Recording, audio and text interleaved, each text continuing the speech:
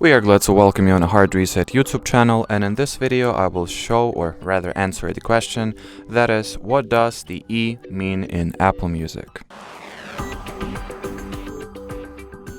So once you are browsing the Apple Music, looking at different and various songs, and sometimes you see that the song have this E icon or E letter in front of it.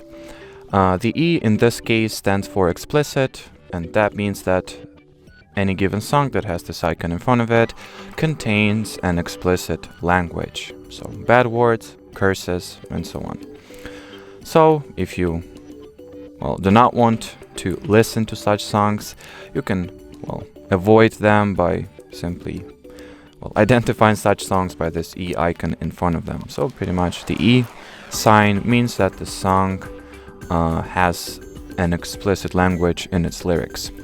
So that'll be it, guys. If you have any further questions, leave them in the comment section below. Thanks for watching, and bye-bye.